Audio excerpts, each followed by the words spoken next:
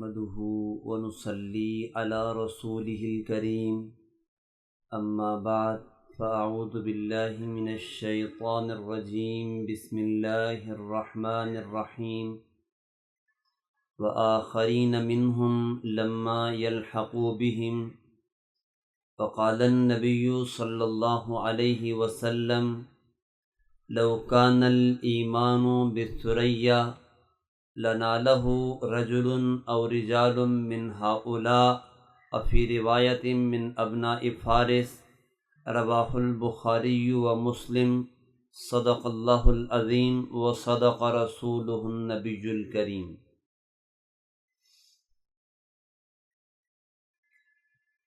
آج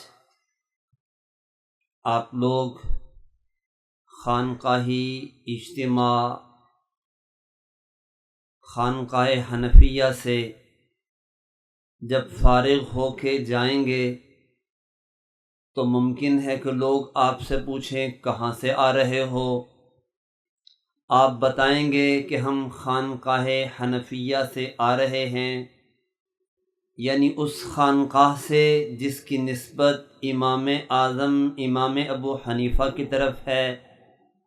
تو ممکن ہے کہ کوئی آپ سے پوچھے اللہ نے تو اپنے نبی کو دو چیزیں دے کے دنیا میں بھیجا، ایک قرآن اور ایک حدیث، ابو حنیفہ تیسرے کہاں سے آ گئے؟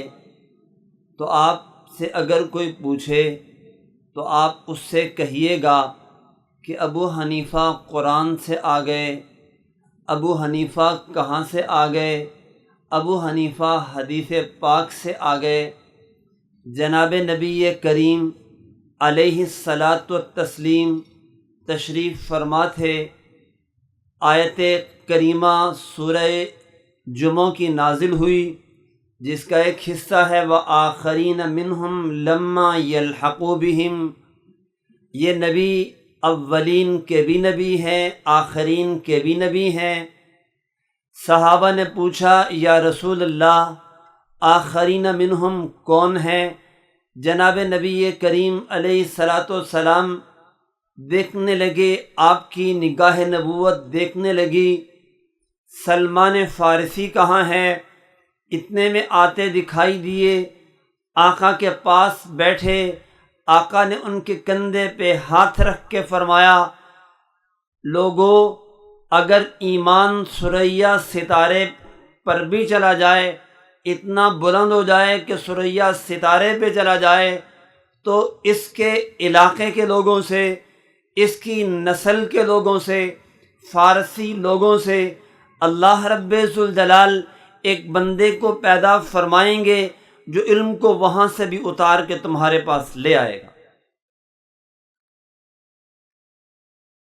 یہ حدیث مبارکہ بخاری میں بھی ہے، مسلم میں بھی ہے، حدیث کی دیگر کتابوں میں بھی مختلف الفاظ سے ہے۔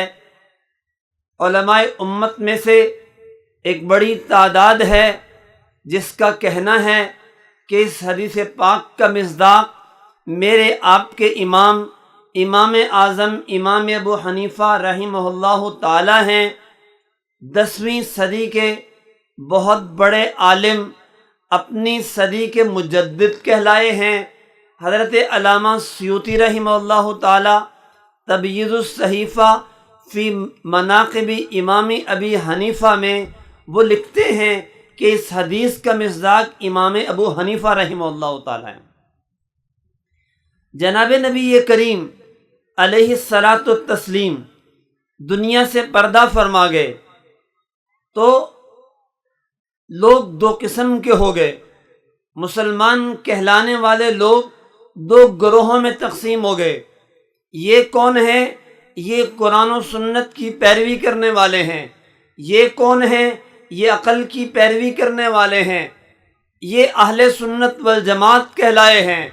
اور یہ معتزلہ، خوارج، روافض، جبریہ، قدریہ، مشبہہ، کرامیہ اور طرح طرح کے ناموں سے موسوم ہوئے ہیں۔ یہ قرآن و سنت کے پیچھے چلنے والے ہیں، یہ عقل کے پیچھے چلنے والے ہیں، یہ جو لوگ عقل کے پیچھے چلنے والے تھے گمراہ ہوئے اور پھر خود ہی گمراہ نہیں ہوئے، اپنی گمراہی کو آگے متعدی کرنے کی کوشش بھی کی، لوگوں کو گمراہ کرنا شروع کیا۔ اور جب یہ مسلمانوں پہ حملہ آور ہوئے، کہاں سے یہ پیدا ہوئے تھے؟ یہ لوگ زیادہ تر عراق میں پیدا ہوئے تھے، مکہ میں نہیں، مدینہ میں نہیں۔ مکہ و مدینہ محبت وحی ہیں، مکہ و مدینہ انوار نبوت سے منور تھے، وہاں نہیں پیدا ہوئے، عراق کے علاقے میں پیدا ہوئے۔ یہ فتنے ایسے خوفناک تھے کہ یہ مسلمانوں پر، اسلام پر جب حملہ آور ہوئے ہیں تو اندیشہ یہ ہوا کہ کہیں روز اول میں، دور اول میں ہی کہیں اسلام اور اسلام کی بلڈنگ، اسلام کی عمارت متزلزل نہ ہو جائے، مسلمان کہیں گمراہ نہ ہو جائیں۔ حالات بڑے خوفناک ہو گئے۔ اللہ رب ذوالجلال نے ایسے دور میں ایک انسان کو پیدا کیا، اس کی ضرورت تھی، لیکن کیسے انسان کی ضرورت تھی؟ ایسا انسان ہو جس کا ایمان بہت مضبوط ہو، جس کی قوت استدلال لوہے سے، جس کی قوت استدلال ایسی مضبوط ہو کہ اسے توڑا نہ جا سکے، جس کو اللہ رب ذوالجلال نے عقل ایسی روشن عطا فرمائی ہو کہ اس کی عقل کے مقابلے میں کوئی ٹھہر نہ سکتا ہو۔ اللہ رب ذوالجلال نے ایسا پرعزم انسان مجھے آپ کو دیا، امام اعظم امام ابو حنیفہ رحمہ اللہ تعالیٰ کی صورت میں۔ جناب نبی کریم علیہ الصلاۃ والسلام نے اس امام کی پیشن گوئی فرمائی اور فرمایا لو کان الایمان بالثریا، دور فتن آئے گا، فتنوں کے دور میں گمراہیاں پھیلنا شروع ہو جائیں گی، ایمان لوگوں سے اٹھنا شروع ہو جائے، اور اٹھتے اٹھتے ایمان اتنا بلند ہو جائے کہ ایمان ثریا ستارے کے قریب چلا جائے، اتنا دور ہو جائے مسلمانوں سے۔ فرمایا اللہ ایک انسان کو پیدا کریں گے جو علم کو وہاں سے بھی لا کے مسلمانوں تک پہنچائے گا۔ یہ انسان اللہ رب ذوالجلال نے مجھے آپ کو، میرے آپ کے ایمان کی حفاظت کرنے کے لیے، ہمیں فتنوں سے بچانے کے لیے امام اعظم کی صورت میں عطا فرمایا۔ چنانچہ امام ابو حنیفہ رحمہ اللہ تعالی جب علم کی طرف متوجہ ہوئے، سب سے پہلے امام ابو حنیفہ رحمہ اللہ تعالی نے فقہ اصغر پر نہیں، فقہ اکبر پر کام کیا، اور امام ابو حنیفہ رحمہ اللہ تعالی نے لوگوں کے ایمان کو بچانے کے لیے، ایمان کی حفاظت کے لیے وہ ایمان کے ڈاکوؤں سے مناظرے کیے، مجادلے اور مباحثے کیے۔ امام ابو حنیفہ فرماتے ہیں کہ میں بصرہ میں چونکہ زیادہ فتنے تھے، امام فرماتے ہیں میں 20 سے زیادہ مرتبہ بصرہ سفر کر کے گیا۔ کوفہ سے بصرہ آج کے میپ کے مطابق 450 کلومیٹر کا سفر ہے، امام 20 سے زیادہ مرتبہ سفر کرتے ہیں اور تقریباً 1 سال بصرہ میں قیام کر کے ان باطل لوگوں کے ساتھ، گمراہ لوگوں کے ساتھ امام ابو حنیفہ مناظرے کرتے ہیں، اور مناظرے کرتے کرتے اس فن کے اندر اتنا مقام حاصل کر لیتے ہیں، علم کلام کے اندر محنت کرتے کرتے اتنا اونچا مقام حاصل کر لیتے ہیں کہ امام شافعی کو بھی کہنا پڑتا ہے الناس عیال فی علی ثلاث، الناس عیال علی ثلاث فی علی مقاتل ابن سلیمان فی التفسیر وعلی زہیر ابن ابی سلمہ فی الشعر وعلی ابی حنیفہ فی الکلام۔ لوگ 3 لوگوں کے محتاج ہیں، تفسیر کے اندر مقاتل ابن سلیمان کے، شعر میں زہیر ابن ابو سلمہ کے، اور علم کلام کے اندر لوگ محتاج ہیں امام اعظم امام ابو حنیفہ رحمہ اللہ تعالیٰ۔ پھر امام ابو حنیفہ علم کلام کے اوپر جب کام کرتے ہیں تو اس امت کے سب سے پہلے متکلم اسلام کا لقب امام صاحب کو ملتا ہے۔ چنانچہ 5ویں صدی کے مشہور متکلم اسلام امام عبد القاہر بغدادی لکھتے ہیں اول متکلمی اہل سنت من الفقہا ابو حنیفہ الف فی الفقہ الاکبر، کہ اس امت کے سب سے پہلے اگر متکلم اسلام ہے تو امام ابو حنیفہ رحمہ اللہ تعالی ہے۔ امام ابو حنیفہ رحمہ اللہ تعالی متکلم اسلام ہے۔ کیسے بنے ہیں؟ خود کہتے ہیں کنت انظر فی الکلامی، میں نے علم کلام میں اتنی محنت کی، اتنی کوشش کی اور اتنا کام کیا، یہاں تک کہ بلغت فی مبلغا یشار الیہ بالاصابع، میں اس مقام پہ پہنچ گیا کہ لوگ میری طرف انگلیاں اٹھانے لگے کہ علم کلام میں اگر کوئی ہے تو سب سے بڑا یہی انسان ہے۔ علامہ سیمری کہتے ہیں ان الامام ابا حنیفہ کان متکلم هذه الامت فی زمانہ، امام صاحب اپنے زمانے میں واحد متکلم اسلام تھے۔ امام ابو حنیفہ رحمہ اللہ تعالی اب علم کلام پہ کام کرتے ہیں، مناظرے کرتے ہیں، کتابیں لکھتے ہیں، تو مناظرے امام صاحب ایسے کرتے ہیں کہ امام صاحب کے مناظرے کے بعد جو لوگ امام سے مناظرہ کرنے آتے ہیں وہ بھی اپنا باطل مذہب چھوڑ کے امام کے مذہب پہ آ جاتے ہیں۔ آج بھی مناظرے ہوتے ہیں، ہم بھی دیکھتے ہیں، لیکن مناظرے کے بعد نتیجہ لڑائی جھگڑے پہ منتج ہوتا ہے، نتیجہ نکلتا ہے کہ لوگ لڑ جھگڑ کے اٹھ جاتے ہیں، نتیجہ کوئی نہیں نکلتا۔ آئیے امام ابو حنیفہ رحمہ اللہ تعالیٰ کے ایک دو مناظروں کی رویداد میں آپ کو سناتا ہوں، ورنہ مناظرے تو اتنے ہیں اگر جمع کیے جائیں ضخیم جلد بن جائے۔ امام ابو حنیفہ رحمہ اللہ تعالیٰ اپنے دور میں مناظرہ کرتے ہیں دہریوں کے ساتھ۔ امام رازی نے المطالب الحسنہ میں امام صاحب کے مناظرے کی کہانی لکھی ہے۔ دہریوں کو پتہ چلا کہ ابو حنیفہ وہ یہ کہتے ہیں کہ اس کائنات کا خالق اللہ تعالیٰ ہے، مالک ہے، وہی چلا رہا ہے، تو دہریوں نے امام صاحب کو قتل کرنے کی ٹھانی۔ ظاہر بات ہے مناظر ہیں ان کے خلاف، ننگی تلوار ہیں ان کے خلاف، انہوں نے امام صاحب کو قتل کرنے کی ٹھانی۔ پتہ کیا، پتہ چلا امام صاحب کسی جگہ درس دے رہے ہیں، 70 کے قریب دہریے اکٹھے ہو کے آ گئے اور امام ابو حنیفہ رحمہ اللہ تعالیٰ کا گھیراؤ کر لیا۔ امام صاحب نے جب صورتحال دیکھی، امام صاحب فرمانے لگے بھائی مجھے ایک بات بتاؤ، میں تم سے ایک سوال کرنا چاہتا ہوں۔ سوال میرا یہ ہے، ایک کشتی میں نے ایک شخص ہے جو یہ کہتا ہے کہ میں نے کھلے آسمان میں، کھلے آسمان تلے، کھلے سمندر میں نے کشتی دیکھی، سامان سے بھاری سامان سے لدی ہوئی، طوفان میں، موجوں میں ڈاواں ڈول ہوتی ہوئی، بغیر کسی ملا اور کپتان کے منزل مقصود کی طرف رواں دواں تھی اور بالکل ٹھیک سمت پہ چل رہی تھی۔ کوئی کپتان نہیں ہے، کوئی چپو چلانے والا نہیں ہے، اور وہ منزل مقصود تک خود بخود چلی جاتی ہے، پہنچ جاتی ہے۔ ہم تو یہ بات نہیں سمجھ سکتے۔ آپ جو بات کر رہے ہیں ہماری عقل میں آنے والی تو نہیں ہے، اس لیے کہ ایک کشتی سامان سے بوجھل ہو، چپو چلانے والا کوئی نہ ہو، اور وہ خود ہی منزل مقصود تک جا پہنچے، ہماری عقل میں یہ بات نہیں آتی ہے۔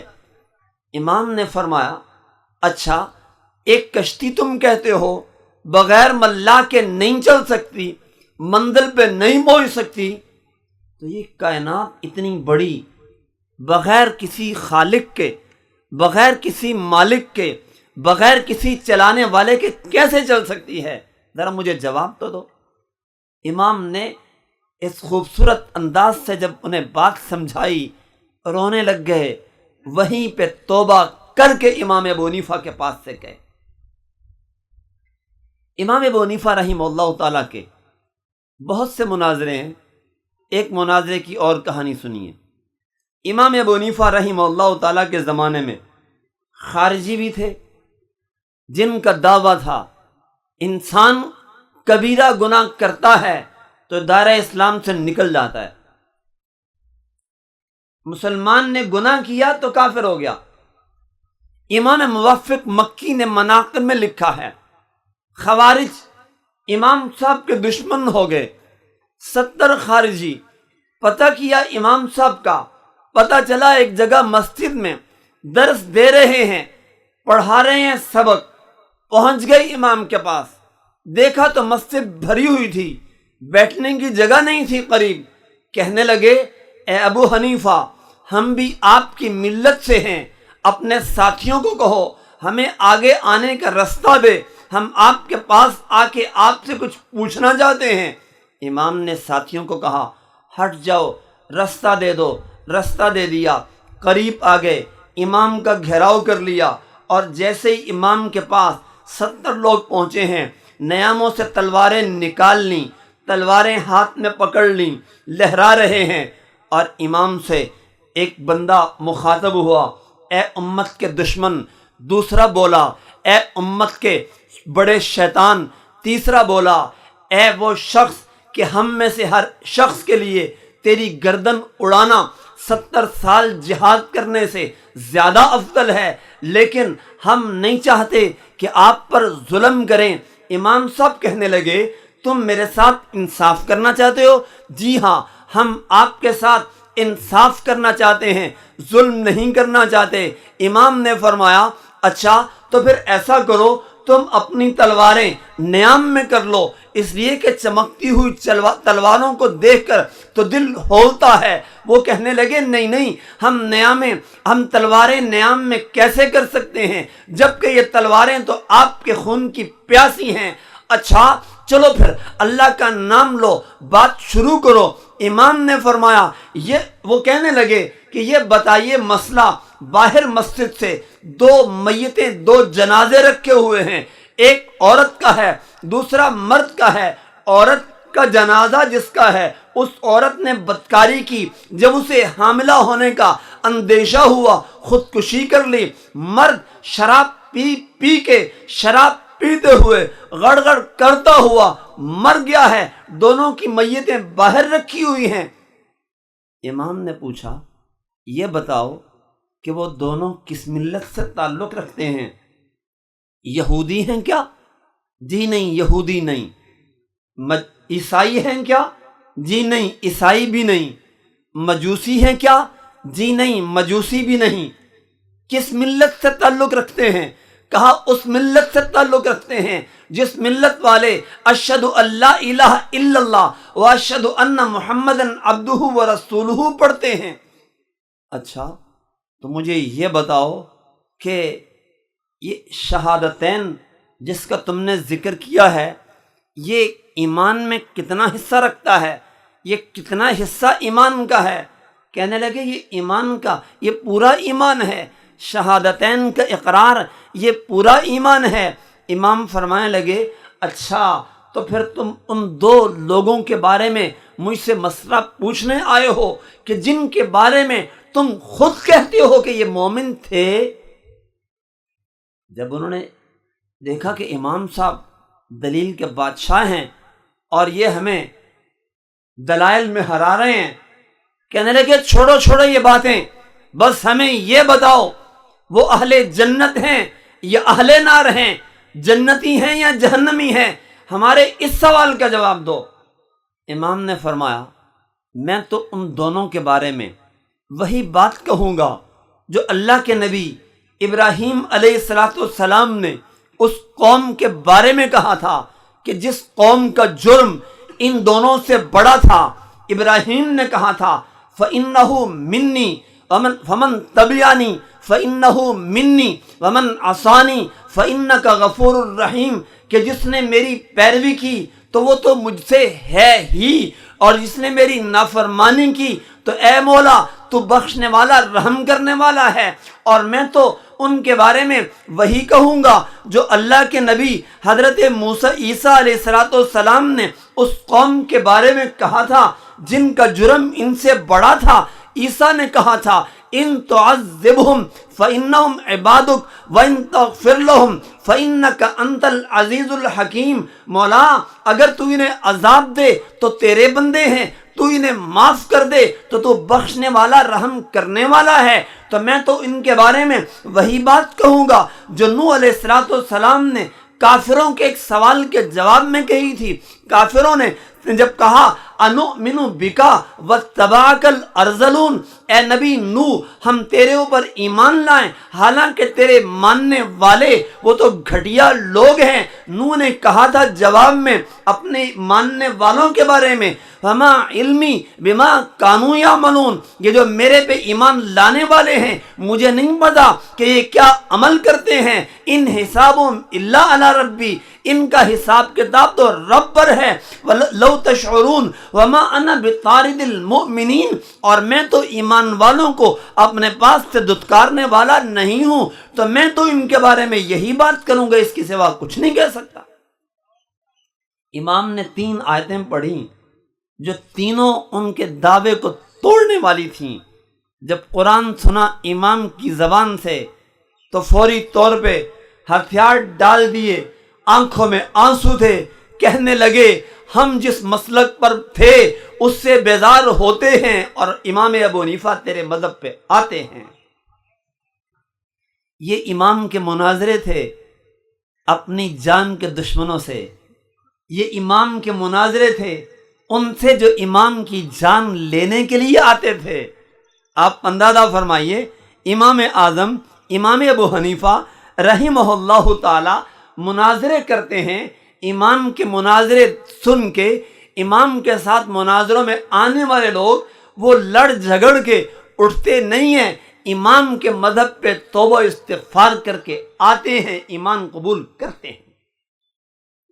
آپ اندازہ لگائیں کہ میرا آپ کا امام کتنا بڑا متکلم، کتنا بڑا مناظر تھا۔ پھر صرف مناظرے ہی نہیں کیے، کتابیں لکھی ہیں، 5 کتابیں ہم تک پہنچی ہیں، لکھی بہت زیادہ ہیں۔ امام ابو الیسر بزدوی، امام بزدوی کے بھائی ہیں، وہ لکھتے ہیں قد صنف الامام فی علم الکلام کتبا وقع بعضنا الینا وعامتها مہاہا وغسلها اہل البدع والزیغ، امام نے کتابیں تو علم کلام پہ بہت سی لکھی ہیں، اکثر کتابیں اہل بدعت اہل زیغ نے، گمراہ لوگوں نے مٹا دیں، دھو ڈالیں، کچھ ہم تک بھی پہنچی ہیں۔ آج جو 5 کتابیں مجھ آپ تک پہنچی ہیں، آج علم کلام کی بنیاد وہی کتابیں ہیں۔ پھر سلسلہ یہیں پہ رکتا نہیں ہے، امام کے شاگرد اس سلسلے کو آگے لے کے چلتے ہیں اور امام کے شاگرد در شاگرد آتے ہیں۔ امام طحاوی رحمہ اللہ تعالی وہ اس پہ کام کرتے ہیں، امام کتاب لکھتے ہیں الفقہ الاکبر، تو ان کے شاگرد در شاگرد حضرت امام طحاوی کتاب لکھتے ہیں العقیدۃ الطحاویہ، دونوں متن ہیں فقہ کی عقیدے کی کتابوں کا۔ پھر اللہ اس امت کے اندر متکلمین اسلام پیدا کرتا رہتا ہے، متکلمین پیدا ہوتے رہتے ہیں، سلسلہ چلتا رہتا ہے، یہاں تک کہ یہ سلسلہ چلتے چلتے آج میرے اور آپ کے اس دور تک پہنچتا ہے۔ آج اس دور میں فتنے بڑے خطرناک تھے، بڑے بیانق فتنے تھے جن کا مقابلہ کرنے کے لیے کسی مرد آہن کی ضرورت تھی۔ وہ مرد آہن کھڑا ہوا، فتنوں کا مقابلہ کیا، امت کے ایمان کی حفاظت کی، تو خدا نے اس دور کے اندر جب فتنوں نے پھر سے سر اٹھایا، فتنے پھر سے مسلمانوں کو گمراہ کرنے کے لیے نکلے گھروں سے، تو اللہ رب ذوالجلال نے آج مجھے آپ کو پھر ایک اور متکلم اسلام مرد آہن دے دیا، جس نے آج کے دور میں میرے آپ کے ایمان کی حفاظت کا بیڑا اٹھایا۔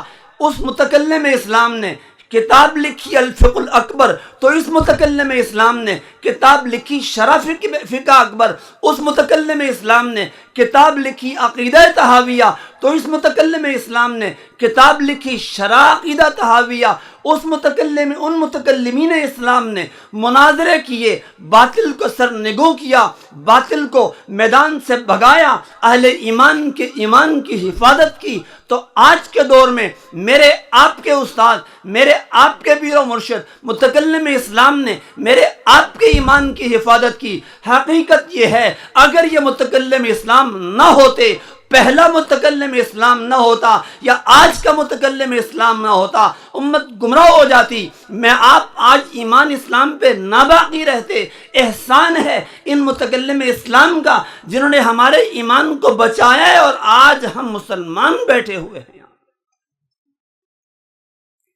اللہ رب الجلال اس متکلم اسلام کو بھی، ان پرانے متکلمین اسلام کو بھی اپنے شان اجر جزیل عطا فرمائے، اور آج کے ہمارے متکلم اسلام کی بھی اللہ رب الجلال عمر میں، علم میں، صحت میں، تمام نعمتوں میں برکتیں پیدا فرمائے، اور ہمیں اپنے ان متکلمین اسلام کی قدر کرنے کی توفیق عطا فرمائے۔ تو میرے ذمہ لگا تھا امام ابو حنیفہ کا مقام کہ آپ نے اس پہ گفتگو کرنی ہے، تو اس گفتگو کے بہت سے پہلو تھے، تو میں نے سوچا کہ ایک پہلو پہ میں آپ حضرات کے سامنے گفتگو کروں، اور وہ ہے علم کلام امام صاحب کی خدمات۔ امام صاحب کی خدمات کے بہت پہلو ہیں۔ ہم اپنے متکلم اسلام کو جب دیکھتے ہیں تو وہ جتنے بھی پہلو اس متکلم اسلام میں امام اعظم میں موجود تھے، اللہ نے وہ سارے ہمارے استاد محترم میں جمع فرمائے ہیں اور جامع ترین شخصیت بنایا ہے۔ اب قدر کرنے کی ضرورت ہے۔ قدر کیا ہے کہ ہم رجوع کریں، جب بھی کوئی مسئلہ پیش آئے تو رجوع کریں خانقاہ حنفیہ کی طرف، جب بھی کوئی فتنہ سر اٹھائے تو رجوع کریں اپنے ان اساتذہ مشائخ کی طرف، اور یہ مرکز اس کی قدر و قیمت جانیں۔ حقیقت یہ ہے، اب بات لمبی ہو جائے گی، استاد محترم اس پہ بات فرمایا کرتے ہیں کہ جو شخص کسی فن کا ماہر ہو، دوسروں پہ لازم ہے کہ اس ماہر فن کی قدر کریں۔ اگر ماہر فن کی قدر نہ کی جائے تو پھر ظاہر بات ہے وہ فن ضائع ہو جاتا ہے۔